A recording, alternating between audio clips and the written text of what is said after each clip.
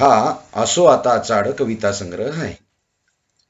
या कविता संग्रहातल्या एक दोन कवितांचा आशय मी तुम्हाला फक्त सांगितला. बाकीचा जो भाग आहे तो मी आता तुम्हाला सांगतो. या कविता संग्रहाच्या सुरुवातीलाच संत तुकारामांच्या अभंग पंक्ती संदीप जगदाळे यांनी टाकलेले आहेत. शेत आले सुगी सांभाळावे चारी कोण, पीक आले परी केले पाहिजे जतन. संत तुकारामांनी एखादी शेती कशी करावी, कसं सांभाळावं याचं जणू ज्ञान त्या अभंगामध्ये दिलेलं आहे. पहिलीच कविता या कविता संग्रहामधली जी आहे ना, माझं गाव पाण्यात राहतं. धरणग्रस्तांच्या किंवा धरणामुळे विस्थापित झालेल्या लोकांच्या हे कथा आहेत या कविता संग्रहामध्ये. त्यांचं दुःख आहे, त्यांचे अनुभव आहेत, त्यांच्या वेदना आहेत, या सगळ्या गोष्टी कवी इथं मांडतो बा. आणि धरण झाल्यामुळे मला जर कुणी विचारलं तुमचं गाव कुठे, तर मी सांगतो माझं गाव पाण्यात आहे.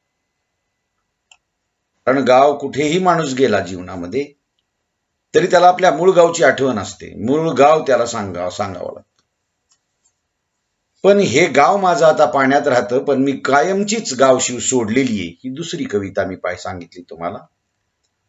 गाव माझं पाण्यात राहतं हे ठीक आहे, पण आता मी माझी गावशिव सुद्धा सोडून इकडे आलेलो आहे, जिथं माझं गाव नाही. कोणत्या तरी एखाद्या ठिकाणी राहून मी या गावात जगतो आहे, अशा आशयाचं हे भाष्य कवी या कवितेत करतो. आता ही जी कविता आहे ना, घर मरणार नाही कधीच. कवी म्हणतो घर भरत चाललंय पाण्यानं, घरात राहणारी माणसं सोडून गेली त्याला. घर श्वासाश्वासात सामावून गेलंय त्यात राहणाऱ्यांच्या. कुणी श्वासांना सोडून जगू शकतं का? बघा, श्वास आणि जीवन हे एकाच नाण्याच्या दोन बाजू आहेत. जोपर्यंत श्वास चालतो तोपर्यंत जगणं चालतं, श्वास थांबला की जगणं थांबतं. आणि म्हणून कवी काय म्हणतो, घर भरत चाललंय पाण्यानं, माझं विस्थापित झालेल्या गावातलं ते कधी काळचं घर.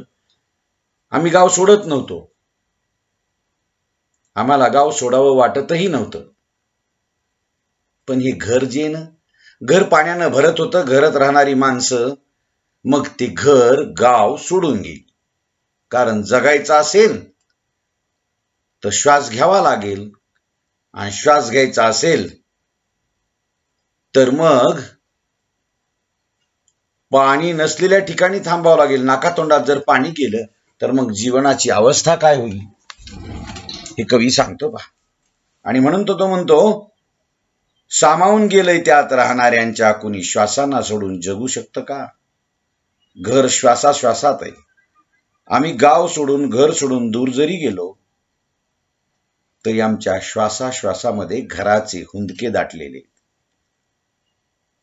पण आम्ही म्हणालो होतो की हे गाव सोडणार नाही, आम्ही गावाला सोडून जाणार नाही, आमचं घर सोडणार नाही. एक पोरगी आंदोलनाचा प्रमुख बनली आणि ती म्हणाली डुबेंगे पर हटेंगे नाही, असं म्हणत ती अडून बसली होती.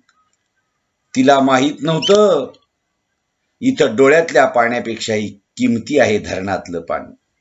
बघा, डोळ्यातलं पाणी कितीही सांडलं तर चालतं, माणसाच्या मनाला, माणसाच्या शरीराला, माणसाच्या जगण्याला कितीही वेदनेचे डंख झाले तरी चालतात, पण धरणात पाणी साठलं पाहिजे. कारण त्या पाण्यावर तहान तर भागतेच थोड्यांची, पण अनेक भ्रष्टाचारांची कुर्ण तिथं तयार होतात. आणि म्हणून धरणातलं पाणी डोळ्यातल्या पाण्यापेक्षा किमती आहे म्हणे. मग ती पोरगी हटेच ना गेली, तिच्या कमरेपर्यंत पाणी आलं, पोरगी हटली नाही. मग पाणी तिच्या नाकातून आत शिरू लागलं आणि घर एकटं पडलं. बघा, ती हटेना गेली. तिला ह्या गावातून हे विस्थापितांची एक मुलगी, एक स्त्री आंदोलनाला उभी राहते आणि त्या आंदोलनाचं ती नेतृत्व करते. ती सोडत नाही घर, पण घर सोडत नाही. तिनं तशीच तट्टून उभी राहिली, पण तिच्या नाकातोंडात पाणी गेलं आणि घर एकटं पडलं. घराला वाऱ्यावर सोडून गेलेले सोबत घेऊन गेलेत. बर, जे लोक इथे घर सोडून गेली ना, त्या घराला जणू आपल्या आठवणींनी, आपल्या आतापर्यंतच्या आयुष्य जगलेल्या घरातल्या आठवणींना सोबत घेऊन गेलेत, म्हणजेच घर घेऊन गेलेत. त्याच्या सहवासाच्या आठवणी त्यांच्या मनात, घरातल्या सगळ्या वस्तू अजूनही अगदी तिथेच आहेत, जिथून उचलून त्यांनी त्या गाठोड्यात बांधल्या. ते गाव सोडताना, घर सोडताना गाठोडा असेल, त्याच्यात वस्तू टाकल्या असतील, त्या कुठून देवळीतलं घेतलं असेल, करंडा घेतला असेल, तिकडं फरतळात ठेवलेलं एखादं दह्याचं मडकं घेतलं असेल, आजीची चंची घेतली असेल, न सोडण्याची एखादी आजीची डबी असेल. काय जे नाही आहे ते घरातलं सगळं असं बांधून गाठोड्यात घेतलं आणि ते गाठोड्यातल्या आठवणी, त्या घरातल्या वस्तू आपण बांधून घेऊन जात असताना त्यांच्या मनात आजही आहेत. अजूनही अगदी तिथेच आहेत, जिथून उचलून त्यांनी त्या गाठोड्यात बांधल्या आणि बैलगाडीत स्वतःच्या पाठीवर वाहून नेल्या. या सगळ्या आठवणी त्या बैलगाडीत भरल्या त्यांनी. त्या वस्तूंच्या सोबत त्यांच्या आठवणी बी जिवंत आहेत. कवी म्हणतो, त्यांच्या ह्या सगळ्या आठवणी त्यांनी त्या गाठोड्यात बांधल्या आणि त्या गाठोड्यातल्या आठवणींसह हा कुटुंब कबिला गावातून विस्थापित झाला. घरातली बाई आठवत राहते. उंदरासारखं पळून येताना ती पोरगी. घाई गडबडीत काही विसरून तर राहिलं नाही ना. एक बाई धडपडताना दिसते. घरात काही राहिलं तर नाही, आठवून आठवून बघते आणि उंदरासारखं पटकन घेते आणि बाहेर पळून येते. पाणीमध्ये चाललंय आणि तिला वाटतं घाई गडबडीत काही विसरून तर राहिलं नाही घरात. काय काय भरलंय कशा कशात याची उजळणी करते मनातल्या मनात. तिला सारखं वाटतं काय काय आपलं घरात राहिलं बरं, ती आठवण करते. मग तिला सारखं वाटत राहतं, गुरढोरं तर ओढत ताणत आणलेत सोबत, गुरढोरं आणलेत, पण कडबा, वैरण, कुटार म्हणजे कडबा कट करायचं, हे सोबत घेता आलं नाही. आता त्यांचा भिजून भिजून चोथा होईल. काही वस्तू तिला आठवतच नाहीत. ती पुन्हा पुन्हा तिंबते स्वतःला कणकेसारखी आणि अचानक तिच्या लक्षात येतं, आपण तर अख्खं घरच विसरून आलो. बघा, गुरढोरं आणले, पण वैरण किंवा कडबा कुटार हे सगळं आज सडून गेलं, भिजून गेलं, चोथा झाला असेल. तिला काही वस्तूही आज आठवत नाही. ती पुन्हा पुन्हा आठवते आणि एखादी कणिक तिंबल्यासारखं स्वतःला, स्वतःच्या मनाला ती तिंबत राहते. मग तिच्या अनेक गोष्टी आठवायला किती आठवलं तरी येत नाहीत लक्षात.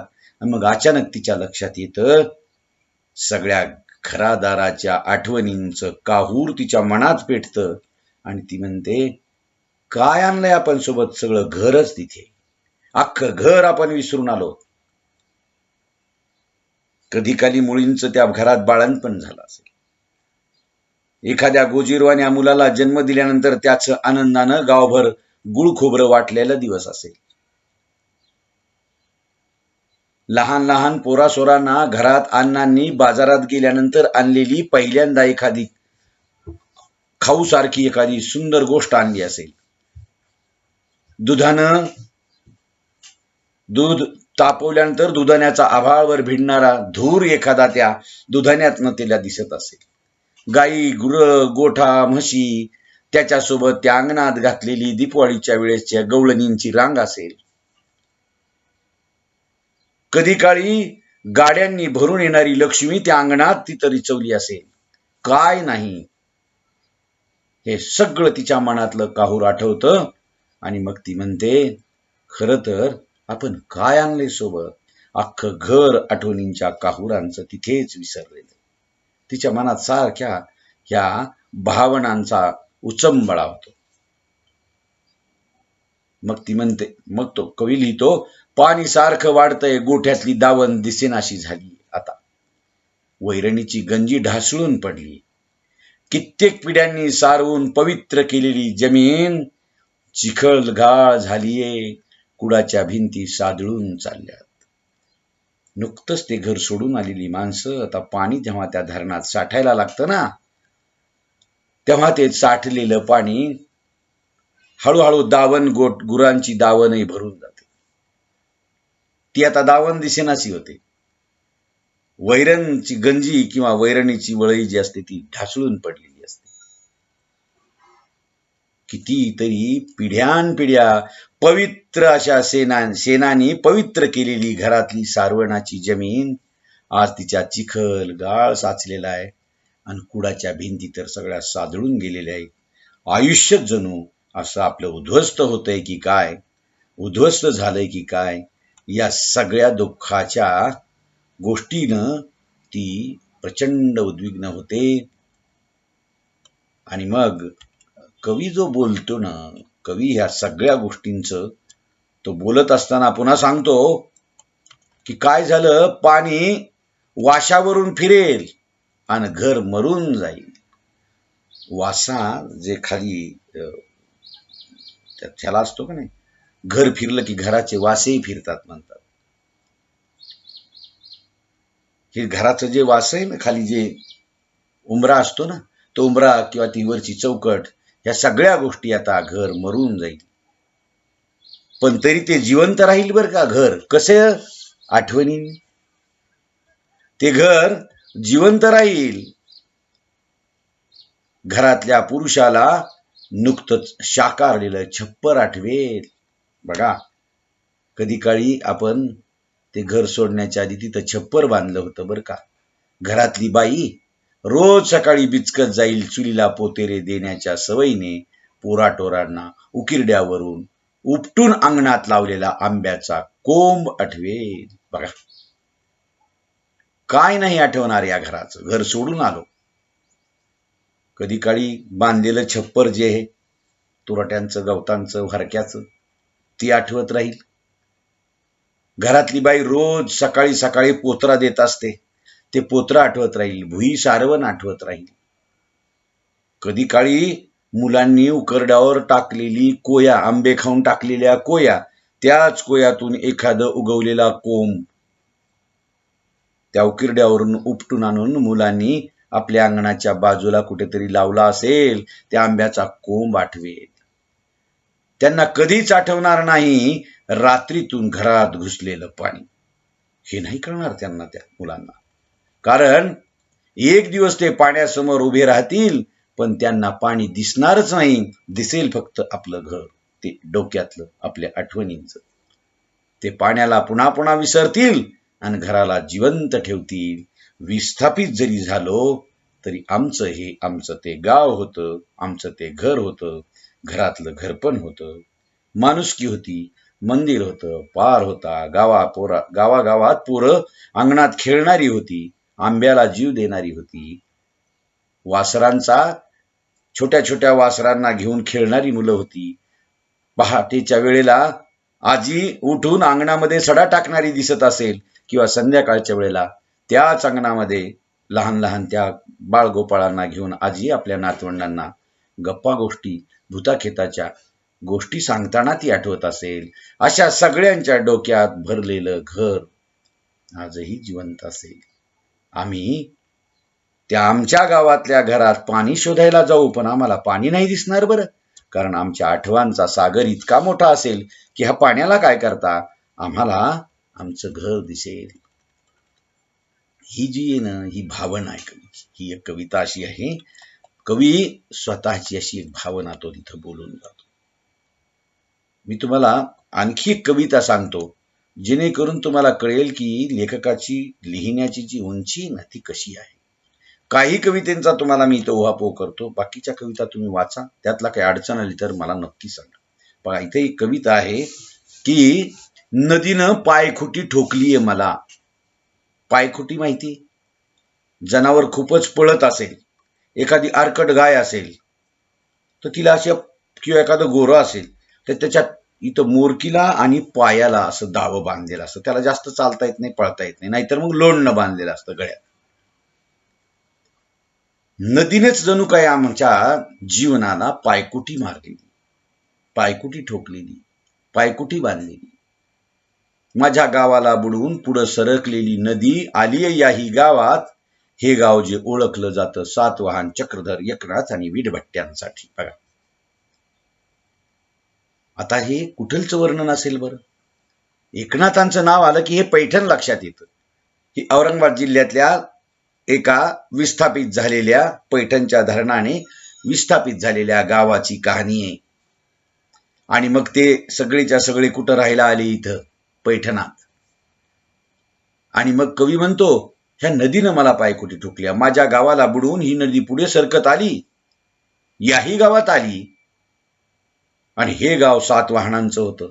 कधी काळी पैठणचं नाव खरं प्रतिष्ठान असं होतं. पुन्हा वसवलेलं नगर हे सातवाहनाच्या काळातलं, चक्रधरांचं, संत एकनाथांचं आणि वीरभट्ट्यांसाठी प्रसिद्ध असलेलं हे गाव. मी गोदावरीच्या काठाचं एक गाव सोडून येऊन बसलोय तिच्याच काठावरच्या या गावात. माझं गाव ही गोदावरीच्या काठावर, पण ते विस्थापित झालं, धरणात गेलं, म्हणून या गावात येऊन बसलो. तर हेही गाव नदीच्या काठावरच. वर्षानुवर्ष चाललोय इथल्या प्राचीन रस्त्यावर, पण ही परकी माती माझ्या तळपायांना बिलगत नाही, पाय मूळ गावधूळ विसरत नाही. तो काय म्हणतो, मी येऊन बसलोय कितीतरी दिवसांनी, त्याच नदीच्या काठावरनं चालतो, वर्षानुवर्ष इथल्या प्राचीन रस्त्यावर मी चालतो, कारण ही प्राचीन रस्ते, पैठण हे प्राचीन गाव आहे. पण ती परकी माती ना माझ्या तळपायांना बिलगतच नाही, कारण माझ्या पायांना माझ्या गावच्या मातीची सवय आहे. ते माझं गाव आहे जिथे माझ्या गावाची माती माझ्या पायांना प्रेमानं गावधूळ भरवते. तिचा स्पर्श मला लोण्याहून मऊ लागतो. मी माझे पाय, माझ्या गावाची मूळ पायधूळ हे कधीच विसरत नाही. एखाद्या भावकीनं पात्रात टाकलेले रुपया आठाने गिळावेत, तसं गिळून टाकलं गोदावरीनं माझ्या गावाला. एखाद्या भाविक काय करतो, आठाने, चाराने रुपया, 2 रुपये, 5 रुपयाचा ठोकळा घेतो आणि नदीत फेकून देतो. ती नदी गिळून टाकते म्हणे, ते जातं पाण्यात. तसंच या भाविकाने टाकलेल्या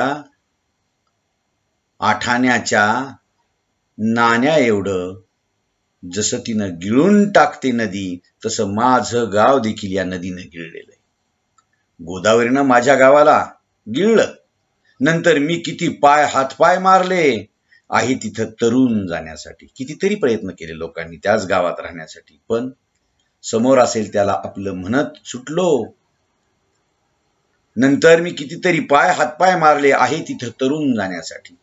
तिथून आलो इथं तरी तरुण जाता येईल मला असं वाटलं, या गावात तरी आपले पाय टेकतील, पण समोर असेल त्याला आपलं म्हणत सुटलो. सगळी मुळं विसरून गेल्यासारखा निसंग होऊन या गावात मी वावरत राहिलो. पण इथं काय झालं, खोडावरची सगळी साल सोलून काढलेलं झाड वठत जातं हळूहळू, तसा मुरदाड होत गेलो.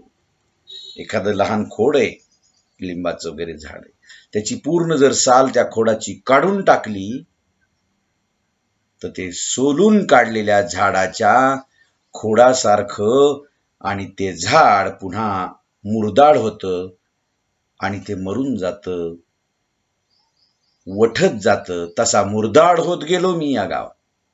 पण रक्तमांसात मिसळून गेलेली मुळं उपटून फेकताच आली नाहीत मला, उगवत राहिली पुन्हा. तिथं मी रक्तमांसात माझ्या गावात जे मी रुजलो होतो ते माझ्या काही केल्या माझ्या मनातून जात नाही. किती उपटून फेकत राहिलो, पण ते पुन्हा पुन्हा मला माझं गाव माझ्या मनात घर करून आहे.